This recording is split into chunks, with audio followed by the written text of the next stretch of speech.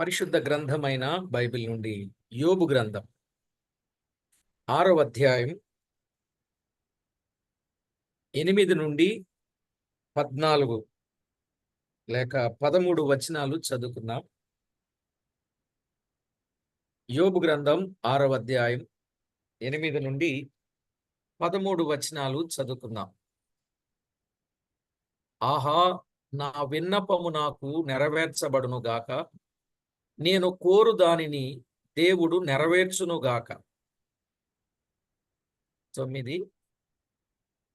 దేవుడు తన ఇష్టానుసారముగా నన్ను నలుపును గాక, చేయి జాడించి ఆయన నన్ను నిర్మూలము చేయును గాక. అప్పుడు నేను పరిశుద్ధ దేవుని మాటలను ఒప్పుకొనకుండా లేదని నేను ఆదరణ పొందుదును, మరియు నేనెంత వేదన పడుచుండినను దాన్ని బట్టి హర్షించుదును. నా బలము ఏపాటిది, నేను కనిపెట్టుకొనుట ఏలా? నా అంతము ఏపాటిది, నేను తాళుకొనుట ఏలా?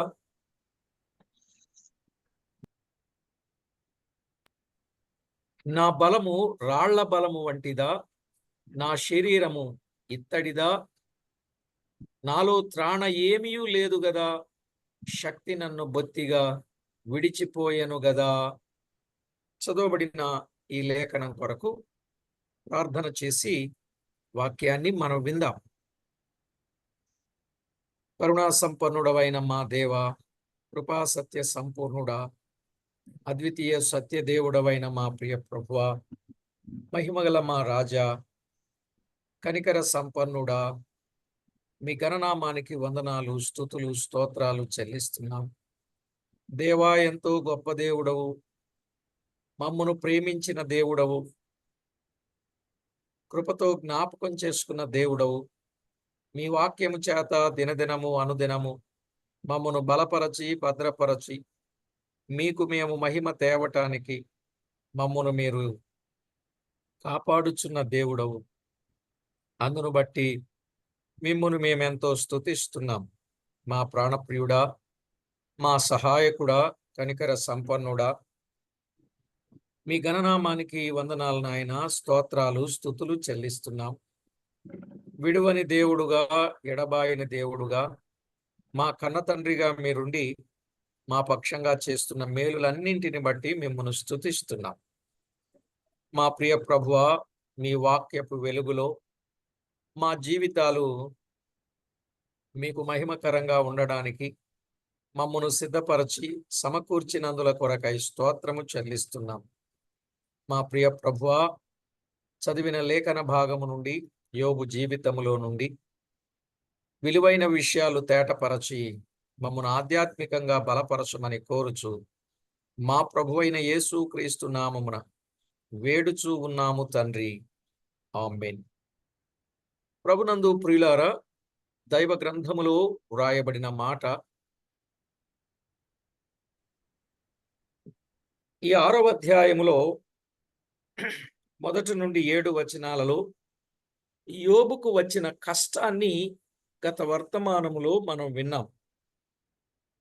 ఇక 8 నుండి 13 వచనాలలో ఆయన నన్ను నిర్మూలము చేయునుగాక అన్నాడు.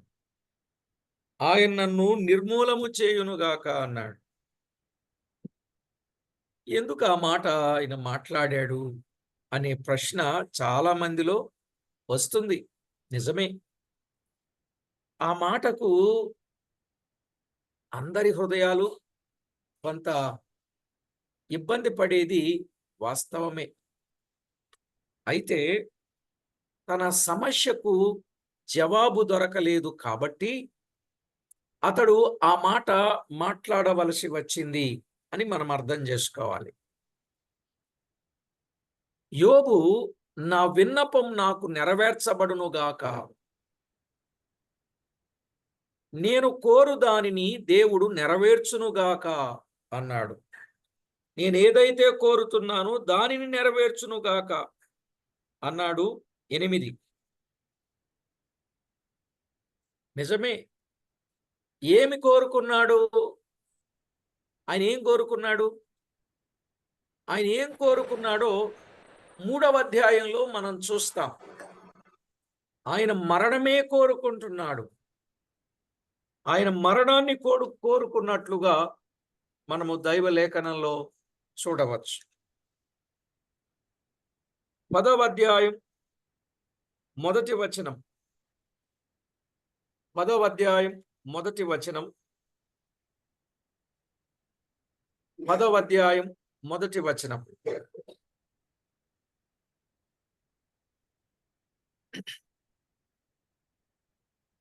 నా బ్రతుకునందు నాకు విసుగు పుట్టినది, నేను అడ్డు లేకుండా అంగలార్చెదను, నా మనోవ్యాకులము కొలది నేను పలికెదను అన్నాడు.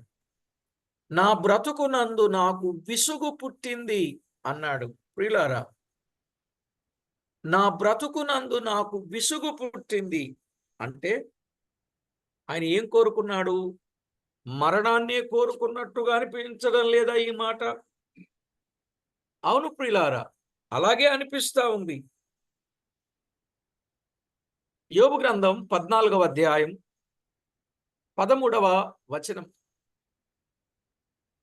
యోబు గ్రంథం 14వ అధ్యాయం 13వ వచనం.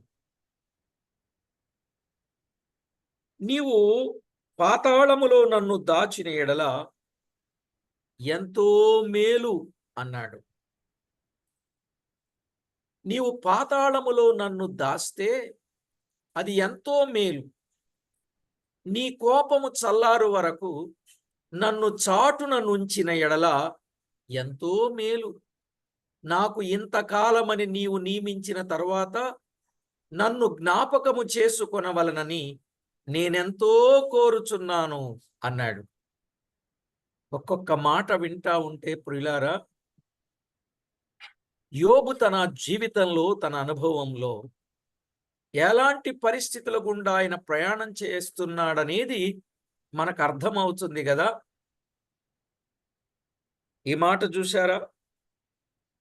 ఈ పరిస్థితులన్నింటినీ నేను ఎదుర్కోలేను, కానీ అదే సమయంలో ఈ పరిస్థితులు, విపత్తులు వచ్చిన సందర్భంలో నీవు నన్ను పాతాళములో దాచి ఉంటే ఎంత మేలు. నీ కోపము చల్లారు వరకు నన్ను చాటున నుంచి ఉంటే ఎంత మేలు అని మాట్లాడుతున్నాడు. నిజమే ప్రియులారా, ఇలా మాట్లాడిన యోబు 9వ వచనంలో ఏమన్నాడు? యోబు గ్రంథం 6వ అధ్యాయం 9వ వచనంలో, దేవుడు ఇష్టానుసారముగా నన్ను నలుపునుగాక అన్నాడు. దేవుడు తన ఇష్టానుసారంగా నన్ను నలుపునుగాక, చేయి జాడించి ఆయన నన్ను నిర్మూలము చేయునుగాక అన్నాడు. దేవుడు తన ఇష్టానుసారంగా నన్ను నలుపునుగాక అన్నాడు. ఓ ప్రియులారా, ఆయన ఎలా నలపాలనుకుంటే అలాగ నలుపుతాడు. నేను ఆయనకు ఎదురు చెప్పను.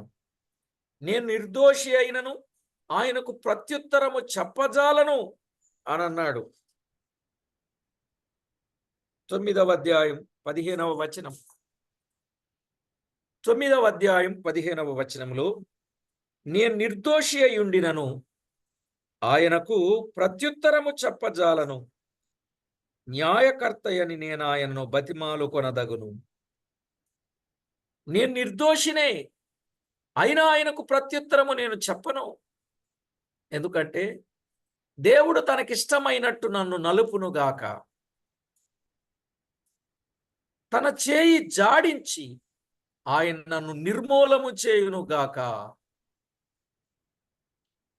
ప్రియులారా, నిజంగా ఇలాంటి పరిస్థితులు వచ్చినప్పుడు ఎంత తొందరపాటు కలిగి మాట్లాడుతూ ఉంటారు.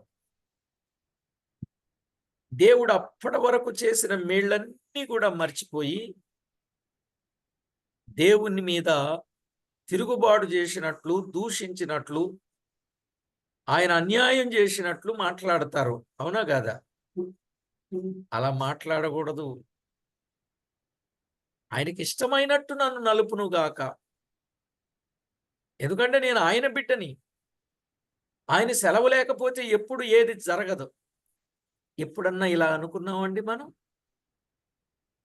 మన జీవితంలో ఎప్పుడన్నా ఇలాగ అనుకున్నామా? తొందరగా చెప్పండి. ఎప్పుడన్నా ఎవరమన్నా అనుకోలేదు. దేవుడు తనకిష్టమైనట్టు నన్ను నలుపునుగాక అని అనుకున్నామా? లేదు. ఏంటి ప్రభువా నాకు ఇన్ని శ్రమలు, ఏంటి ప్రభువా నాకు ఇన్ని ఇబ్బందులు, ఎందుకు నాయన ఇన్ని బాధలు పెడతావు, ఒక్కసారి తీసేసుకోకూడదా? నేనైతే భరించలేను, తట్టుకోలేను. ఇట్లాంటి మాటలు ఎన్ని మాట్లాడుంటామో కదా మనం. చిన్న చిన్న వాటికి తొందరపాటు నిర్ణయాలు చేసేసుకుంటాం. అధికమైన శ్రమలు వచ్చినప్పుడట భక్తులు మరణాన్నే కోరుకున్నారటండి. అధికమైన శ్రమలు వచ్చినప్పుడు భక్తులు మరణాన్నే కోరుకున్నారట. ఎవరు కోరుకున్నారు? చూద్దామా ఇద్దరు ముగ్గురిని. సంఖ్యాకాండం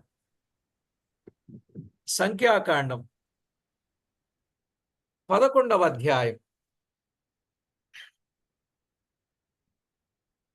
15వ వచనాన్ని చదువుకుందాం. సంఖ్యాకాండం 11వ అధ్యాయం 15వ వచనం. నా మీద నీ కటాక్షము వచ్చిన ఎడల నీవు నా బాధను చూడకుండునట్లు నన్ను చంపుము అన్నాడు. ఎవరండి ఈయన? మోషే. ప్రియులారా చూడండి, ఆయన మాట్లాడుచున్న మాట, నా మీద నీ కటాక్షము వచ్చిన ఎడల నేను నా బాధను చూడకుండునట్లు నన్ను చంపు.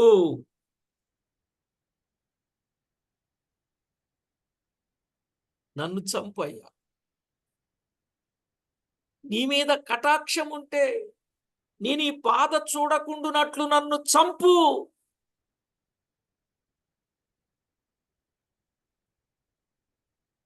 చాలాసార్లు ఇలాంటి పదాలే వాడిన సందర్భాలుంటాయి.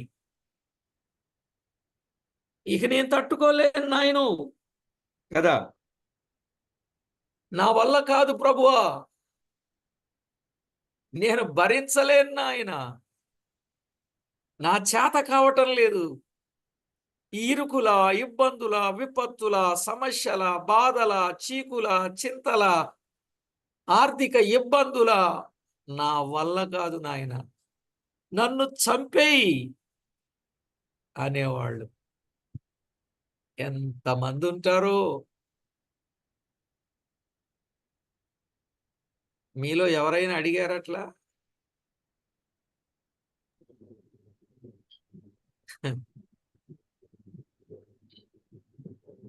ఎన్నిసార్లు అని ఉంటారులేండి. ఒక్కసారి ఏమి ఇంట్లో ఏ చిన్న ఐటెం లేకపోయినా, సరుకు లేకపోయినా, ఏ పరిస్థితులు గుండా ప్రయాణం చేస్తూ ఎదురయ్యే విపత్తుల్లో ప్రియులారా చాలాసార్లు ఎందుకు వచ్చిన జీవితం, చచ్చిపోతే బాగుండు అని అంటా ఉంటారు. అనకండి. భక్తులకు శ్రమ వచ్చినప్పుడు ఇలా బాధపడ్డారు. బాధపడిన వారిలో ఇక్కడ మోషే కనపడుతున్నాడు. రాజుల మొదటి గ్రంథం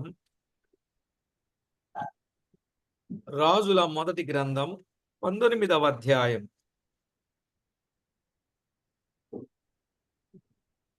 4వ వచనం.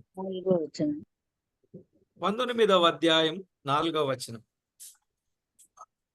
రాజుల మొదటి గ్రంథం 19వ అధ్యాయం 4వ వచనం. ఏమన్నాడండి? తాను ఒక దిన ప్రయాణము అరణ్యములోనికి ఒక బదరీ వృక్షము క్రింద కూర్చుండి మరణాపేక్ష గలవాడై, యెహోవా, నా పితరుల కంటే నేను ఎక్కువ వాడను కాను, నా పితరుల కంటే నేను ఎక్కువ వాడను కాను, ఇంత మట్టుకు చాలును, నా ప్రాణము తీసుకొనుమని ప్రార్థన చేశాను. మరణాపేక్ష కలిగిన వాడై. బదరి వృక్షం అంటే రేగు చెట్టు అండి. రేగు చెట్టు కింద కూర్చొని మరణాపేక్ష గలవాడై, నా పితరుల కంటే నేను ఎక్కువ వాడను గానయ్యా, ఇంత మట్టుకు చాలు, నా ప్రాణం తీసుకో. ఏమండి, అవతల 850 మంది బయలు అషారాదేవి ప్రవక్తలుంటే ఒంటరిగా నిలబడి పోరాడినటువంటి పోరాట పటిమ కలిగిన ఏలియా ఒక ఆడదానికి భయపడవలసి వచ్చింది. ఏం పేరు ఆమె పేరు? జేబేలు. ఆ?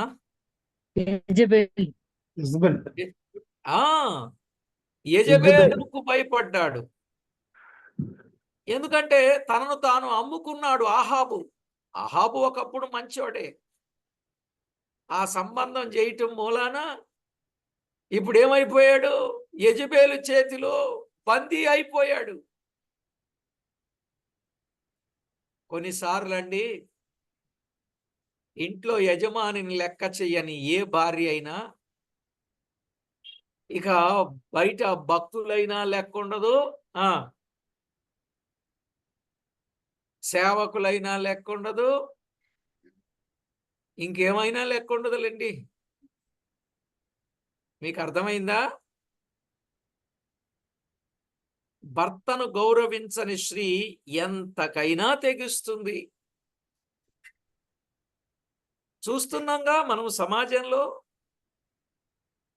ఆ రోజు యెజబెలు చేసిన పని వలన ఇంకా నేను చాలు, చేసిన సేవ ఇంత మట్టుకు చాలయ్యా, నా ప్రాణం తీసుకోమంటే దేవుడు అన్నాడు, కాదు కాదు, నువ్వు వెళ్ళాలి, యెహూకు పట్టాభిషేకము చెయ్యాలి, ఎలీషాకు అభిషేకము చెయ్యాలి, నువ్వు వెళ్ళాలి అని దేవుడు ఆయనను ఒక్క పూట భోజనం పెట్టి 40 దినాల ప్రయాణం చేయించాడు. ఎవరితో? ఏలియాతో. మరణాపేక్ష కలిగినటువంటి వాడుగా ఉన్నాడు. ప్రియులారా, కొంతమంది భక్తులకు అధిక శ్రమలు వచ్చినప్పుడు మరణాన్ని కోరుకున్నట్లుగా చూడగలం. ఇంకెవరున్నారు? ఇర్మియా గ్రంథం 20వ అధ్యాయం.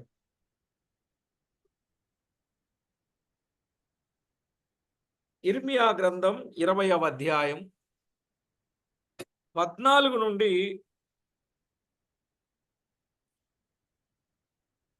18 వచనాలు. 14 నుండి 18 వచనాలు.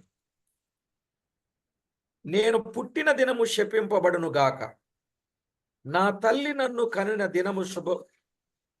దినము శుభదినమని అనబడకుండును గాక. ఓకే.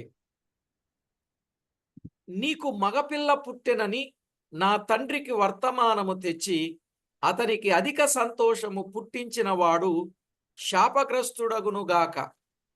నా తల్లి నాకు సమాధిగా నుండి ఆమె ఎల్లప్పుడూ గర్భవతిగా నుండునట్లు అతడు గర్భములోనే నన్ను చంపలేదు గనుక సంతానము లేక నశింపజేసిన పట్టణముల వలె ఆ మనుషుడు ఉండునుగాక. ఉదయమున ఆర్తధ్వనిని, మధ్యాహ్న కాలమందు యుద్ధ ధ్వనిని అతడు వినుగాక. కష్టమును దుఃఖమును చూచుటకై నా దినములు అవమానముతో గతించిపోవునట్లు నేనేల గర్భములో నుండి వెడలితిని. చూశారా ప్రియులారా, దేవుని వాక్యములో వ్రాయబడినటువంటి ఈ మాట ఎంత బాధ కలిగినటువంటి మాట అండి. నేను పుట్టిన దినమే శపింపబడునుగాక, నా తల్లి కనిన ఆ దినము శుభదినము అనబడకుండునుగాక. తల్లి గర్భములోనే నేను సమాధి అయిపోతే ఎంత బాగుండన్నట్టు మాట్లాడాడు. ప్రియులారా, ఈ మాటలు వింటూ ఉన్నప్పుడు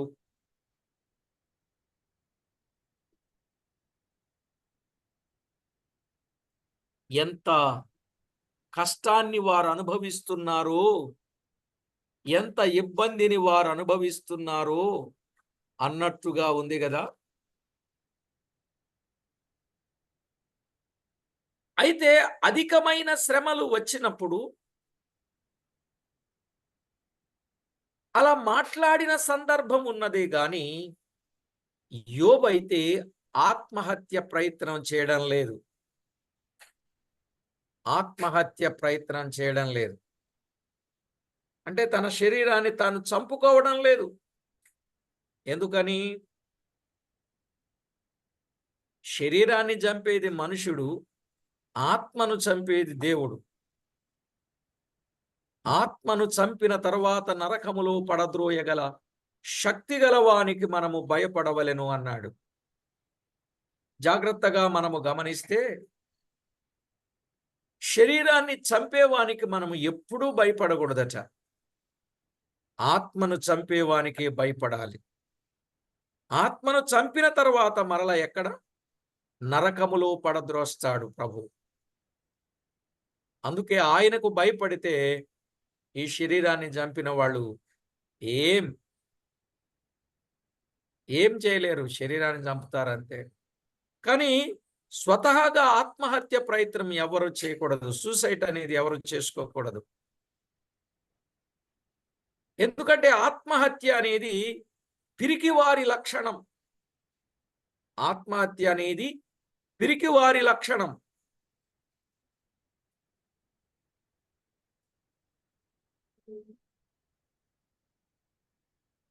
కనుక జాగ్రత్తగా మనం ఆలోచన చేయాల.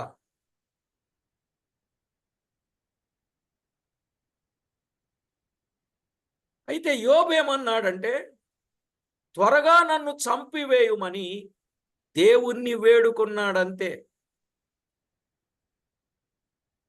అర్థమైందండి? దేవుణ్ణి వేడుకున్నాడు, త్వరగా నన్ను చంపేయి. ఎవరెవరు వేడుకున్నారు? మనం విన్నాం ముగ్గురిని. కనుక ఆత్మను చంపుకునే హక్కు ఎవరికి లేదు. ఒకవేళ శరీరాన్ని చంపుకుంటే దాన్ని సూసైడ్ చేసుకున్నారంటారు. అది మామూలుగా తెలుగులో ఆత్మహత్య అనే పేరు వచ్చింది దానికి. ఎందుకంటే దేవుని చిత్తానికి వ్యతిరేకంగా యోబు అలాంటి పని ఎన్నటికీ చేయడం ఆయనకి ఇష్టము కాదు, చేయడు. ఆయనే స్వయంగా నన్ను నిర్మూలము చేసే పక్షములో అప్పుడు నేను పరిశుద్ధ దేవుని మాటలను ఒప్పుకొనకుండా ఉండలేదు గదా అని నేను ఆదరణ పొందుదును అన్నాడు 10వ వచనంలో. ఏ చేసిన దేవా నువ్వే చేయి, నేనైతే చేసుకోను. నువ్వు నీకు ఇష్టమైనట్టు నన్ను నలుపు. నీ చెయ్యి జాడించి నన్ను నిర్మూలం చేయి. అంతేగాని నేను మాత్రం నా ఊపిరిని తీసుకోను, నా ప్రాణాన్ని తీసుకోను అని చెప్పాడు. కానీ భక్తులు మాత్రం వాళ్ళకి ఎదురైన పరిస్థితులు అలా మాట్లాడారు కానీ అందులో వారెవరూ కూడా అలా చనిపోయినట్టు లేదు. మోషే చనిపోయాడా? లేదే. మరణపు పాశములు నన్ను అరికట్టాయి అంటాడు కీర్తనాకారుడు. పాతాళ పాశములు నన్ను పట్టుకున్నాయి అని అంటాడు. అయినా వారు శరీరాలను చంపుకోలేదే. ఎందుకంటే ప్రియులారా, ఆహారము కంటే ప్రాణమును, దేహము కంటే వస్త్రము కంటే దేహమును గొప్పవి కావా? వస్త్రము కంటే దేహము గొప్పది, ఆహారము కంటే ప్రాణము గొప్పది. కనుక ప్రాణాన్ని తీసుకునే హక్కు ఎవరి చేతిలోనూ లేదు. దేవుని చిత్తానికే మనం అప్పగించుకోవాలి. దేవుని పట్ల, దేవుని నుండి తనకు వెల్లడి అయిన ఆయన సత్యం పట్ల తాను నమ్మక ద్రోహం చేయలేదండి యోబు. నమ్మక ద్రోహం చేయలేదు. యెహోవా పట్ల తన భక్తిని బాహాటంగా ప్రకటించాడు. తన భక్తిని బాహాటంగా ప్రకటించిన సందర్భాలు ఉన్నాయి. యోబు గ్రంథం 21వ అధ్యాయం, మొదటి అధ్యాయం 21వ వచనం. 1:21. నేను నా తల్లి గర్భములో నుండి దిగంబరినై వచ్చి తిని దిగంబరినై అక్కడికే తిరిగి వెళతాను. యెహోవా ఇచ్చాడు, యెహోవా తీసుకొని పోయాడు, యెహోవా నామమునకే మహిమ కలుగునుగాక అన్నాడు. ప్రియులారా, తేటగా గమనించండి. తన యొక్క భక్తి జీవితాన్ని, దేవుని గురించిన సత్యాన్ని బాహాటంగా ప్రకటన చేశాడు. 2వ అధ్యాయం 10వ వచనములో యోబు గ్రంథం 2వ అధ్యాయం 10వ వచనాన్ని కూడా మనము చదివితే, 2వ అధ్యాయం 10వ వచనం ఏమన్నాడు చూడండి. 2:10లో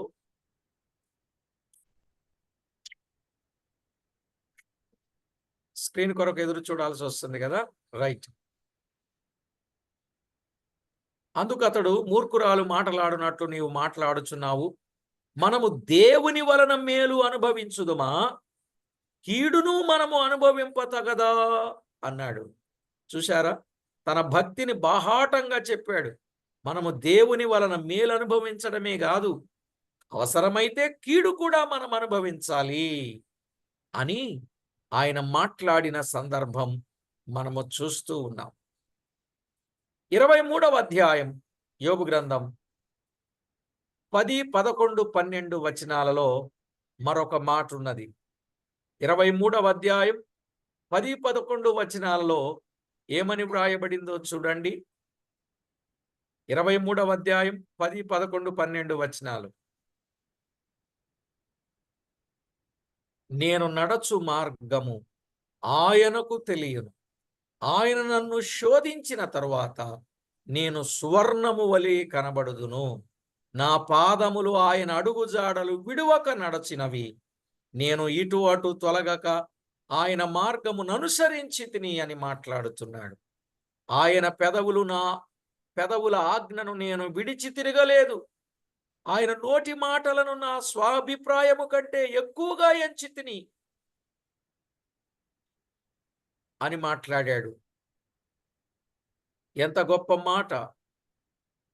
కనుక నేను శోధింపబడిన మీదట నేను సువర్ణంగా మారుతాను.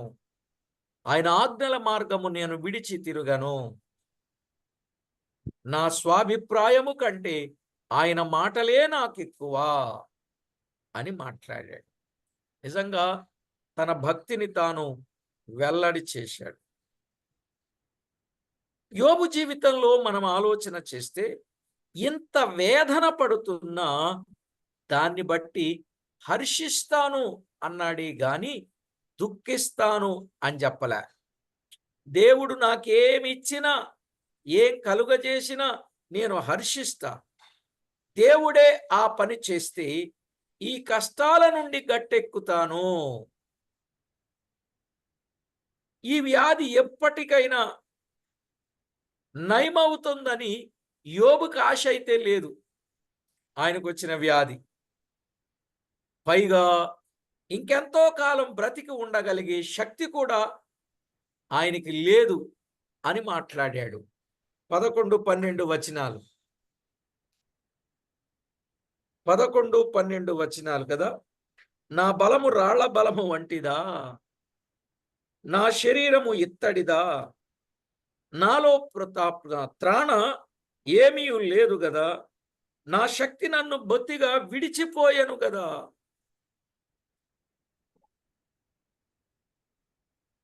బ్రతికి ఎక్కువ కాలం బ్రతకాలనుకున్నంతటి శక్తి ఆయనకుందా? లేదు. యోబు తన నిస్సహాయతను, అంతులేని తన నిరాశను గురించి మాట్లాడుతున్నాడు ఇక్కడ. నా శరీరం ఇత్తడిదా, శ్రమలు ఇంకా ఉధృతమైతే,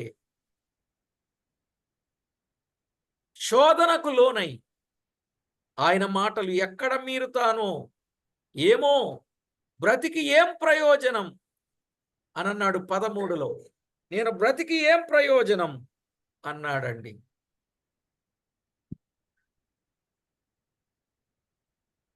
నాలో త్రాణ ఏమీ లేదు కదా, శక్తి నన్ను బొత్తిగా విడిపించెను కదా, విడిచిపోయాను కదా. ఎలా మాట్లాడుతున్నాడు!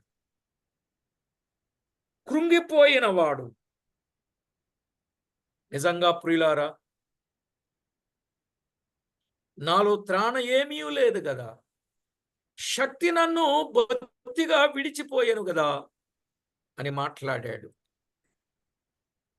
నిజంగా ఆయన పరిస్థితి మనం అర్థం చేసుకున్నప్పుడు ఆయన ఎంత బాధ అనుభవిస్తున్నాడో మనకు అర్థమవుతుంది. యోబు గ్రంథం 26వ అధ్యాయం 2-3 వచనాలు చదువుకుందాం. యోబు గ్రంథం 26వ అధ్యాయం 2-3 వచనాలలో ఏమన్నాడు? 26:2-3 వచనాలు. శక్తి లేని వానికి నీవు ఎంత సహాయము చేసితివి? శక్తి లేని వానికి నీవు ఎంత సహాయము చేసితివి?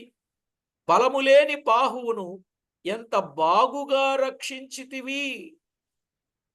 జ్ఞానము లేని వానికి నీవెంత చక్కగా ఆలోచన చెప్పితివి, సంగతిని ఎంత చక్కగా వివరించితివి అన్నాడు. చూశారా, దేవుడు తన బిడ్డలను ఆయన ఎప్పుడే గాని, ఏ విషయంలోనే గాని, వారు కృంగినప్పుడు, నిరాశపడినప్పుడు, బలహీనమైనప్పుడు ఆయన ఆదరించేవాడు, బలపరిచేవాడు, ధైర్యపరిచేవాడు.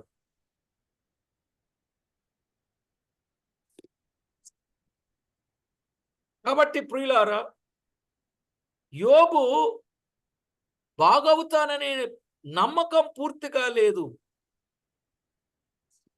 ఇట్టి పరిస్థితిలో యోబు నిలిచియుండుట ఆశ్చర్యమే. ఎందుకంటే ఆయనకున్నటువంటి పరిస్థితి అలా ఉంది. కానీ దేవుని మీద భారం వేసుకున్నాడు, దేవుని కొరకు నమ్మకంగా ఉన్నాడు. ఆయన నన్ను నిర్మూలము చేయునుగాక, దేవుడే తనకిష్టమైనట్టు నన్ను నలుపునుగాక, ఆయనకు నేను ఎదురు చెప్పను. కనుక ప్రియులారా, మన జీవితంలో కూడా ప్రార్థన అనేది శ్రమలు రాని ప్రభు అని ప్రార్థన చేయకూడదు. వచ్చిన శ్రమలు, ఈ శ్రమలను తొలగించు నాయన అని కూడా ప్రార్థన చేయకూడదు. మరేమని చేయాలి? ఈ శ్రమలు వస్తే, ఏ శ్రమ వచ్చినా తట్టుకునే శక్తి నాకు దయచేయి అనే ప్రార్థన చేయాలి. శ్రమలు వచ్చినప్పుడు తట్టుకునే శక్తి ఇవి. ఎందుకంటే ఆ శ్రమ వెనకాల రేపు భవిష్యత్తులో బహుమానం ఉండొచ్చు, సిరి ఉండొచ్చు, సంతోషం ఉండొచ్చు, సుఖం ఉండొచ్చు, ఎన్నైనా ఉండొచ్చు. ఇదిగో ఈయనకైతే రెండంతల ఆశీర్వాదం ఉంది. నిజమా కాదా? ఈయనకేముందండి? ఈయన శ్రమ వెనక, ఈయన బాధ వెనక, ఈయన కష్టం వెనక రెండంతల ఆశీర్వాదం. ఆ రెండంతల ఆశీర్వాదం పొందాలంటే ముందు ఈయన క్రషర్లో వేయబడినట్టు అయిపోయాడు. దేవుడు తనకిష్టమైనట్టు నలుపునుగాక. అవునండి, దేవుడు తనకిష్టమైనట్టు నన్ను నలుపునుగాక, ఆయన నన్ను నిర్మూలము చేయునుగాక. ఆయన చేయి జాడించి ఆయన నన్ను నిర్మూలము చేయునుగాక. అది ఆయన చిత్తం. ఎప్పుడు కూడా ప్రియులారా, మనము ఏ విషయములో కృంగిపోకుండా ధైర్యంగా ఉండటానికి ఇది ఒక చక్కని పాఠం. ఏ పరిస్థితుల గుండానైనా మనము అస్సలు దిగులు పడాల్సిన పని లేదు. అన్నింటిలో ధైర్యాన్ని తెచ్చుకోవాలి. యోబు భక్తుని వలె దేవుడిచ్చాడు, దేవుడు తీసుకున్నాడు. ఇలాంటి ఒక శ్రేష్టమైన అనుభవముతోనే మనం ముందుకు వెళ్ళాలి తప్ప ఏ విధమైన దిగులు గాని, తొందరపాటు గాని, తోలనాడడం గాని, దేవునికి విరోధంగా మాట్లాడడం గాని, దూషించడం గాని, ఇలాంటివి ఎప్పుడూ మనము చేయకుండా మనల్ని మనము జాగ్రత్త చేసుకుందాం. ఎందుకంటే ఇలా చెప్తున్నామా, దేవుని ప్రేమించు వారికి అనగా ఆయన సంకల్పము చొప్పున పిలువబడిన వారికి సమస్తము సమకూడి మేలు కలుగుటకే జరుగుతాయి. ఆ విధంగా మనము ధైర్యం తెచ్చుకొని దేవునికి మహిమకరంగా జీవిద్దాం. ప్రార్థన చేసుకుందాం. ప్రార్థన చేసుకుందాం. పరిశుద్ధుడవైన మా తండ్రి, ఘనుడవైన మా దేవ, మహాఘనత వహించిన మా ప్రియ ప్రభువ, అత్యున్నత సింహాసనంపై ఆసీనుడా, కనికర సంపన్నుడా, కృపా సత్య సంపూర్ణుడా, జాలి కలిగిన దేవా, మీకు స్తోత్రం.